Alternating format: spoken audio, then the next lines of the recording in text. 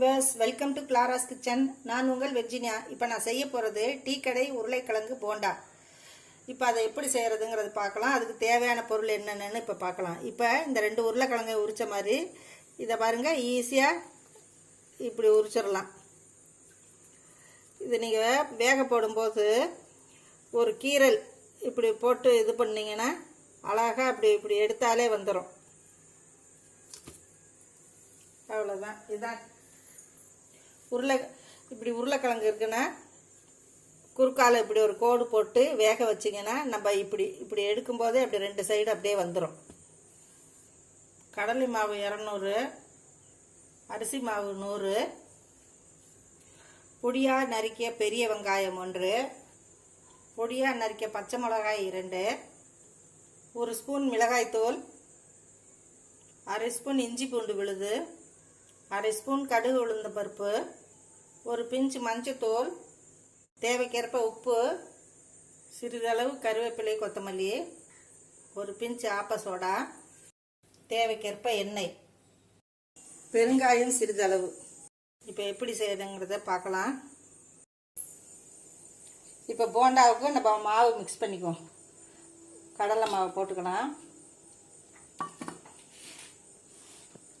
அரிசி மாவு, மிளகாய்த்தூள்,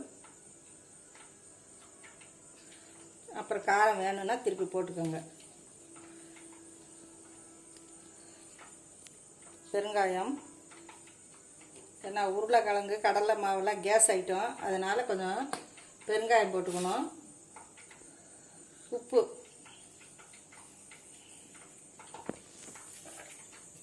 இப்போ நம்ம தண்ணி ஊற்றி கரைச்சிக்கணும்.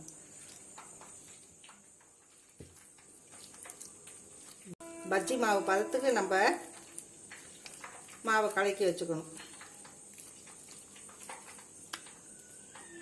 மிக்ஸ் பண்ணிட்டேன். இந்த பாருங்கள், இந்த பதத்துக்கு இருக்கணும். அது முக்கி எடுக்கிற அளவு. ரொம்ப கெட்டியாக இருந்தால் ரொம்ப போண்டா ஹார்டாக இருக்கும். இப்போ அடுப்பில் பேனை வச்சு எண்ணெய் ஊற்றிருக்கிறேன். எண்ணெய் காய்ஞ்சிருச்சு. இப்போ கடுகு உளுந்த பருப்பை போடலாம்.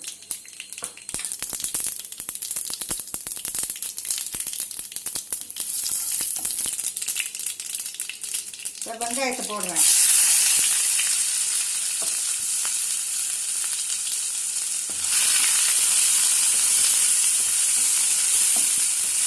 வெங்காயம் நல்லா சதக்கட்டும்.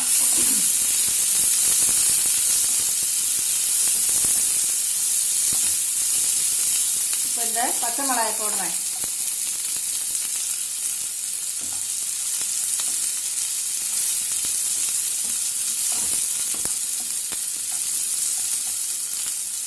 கருவேப்பிலை கொத்தமல்லி,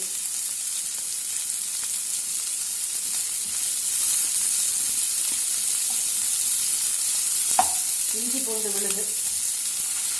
இஞ்சி பூண்டு விழுது பூண்டு வாசனை பிடிச்சவங்க போடுங்க, இல்லைன்னா போடலைன்னா கூட ஒன்றும் பரவாயில்ல, போடணும்னு அவசியம் இல்லை.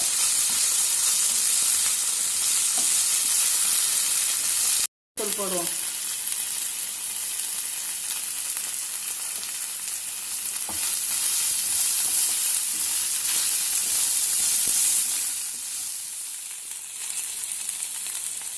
இப்போ இந்த உருளைக்கிழங்கை நம்ம மசிச்சுக்குவோம்.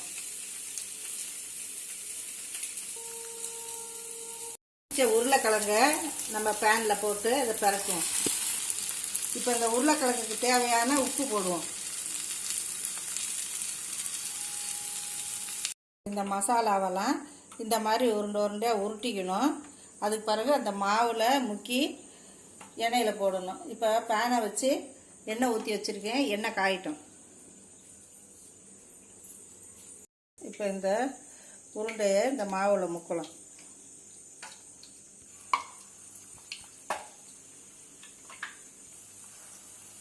இதே மாதிரி ஒன்று மாவில் முக்கி போடணும். எல்லாத்தையும் மாவில் முக்கி நான் எண்ணெயில் போட்டிருக்கேன். ஒரு பக்கம் வெந்தனே திருப்பி விட்டு இன்னொரு பக்கமும் வெந்தனே நம்ம எடுக்க வேண்டியது தான். போண்டா வெந்துருச்சு. நம்ம இப்போ இறக்கிற வேண்டியது தான். சுட சுட சுவையான டீ கடை உருளைக்கிழங்கு போண்டா ரெடி ஆயிடுச்சு. நீங்களும் செஞ்சு பாருங்க, சுவைத்து மகிழுங்கள். இந்த வீடியோ உங்களுக்கு பிடிச்சிருந்தா லைக் பண்ணுங்கள், ஷேர் பண்ணுங்கள், சப்ஸ்கிரைப் பண்ணுங்கள், மறக்காமல் பெல் பட்டனை கிளிக் பண்ணுங்கள்.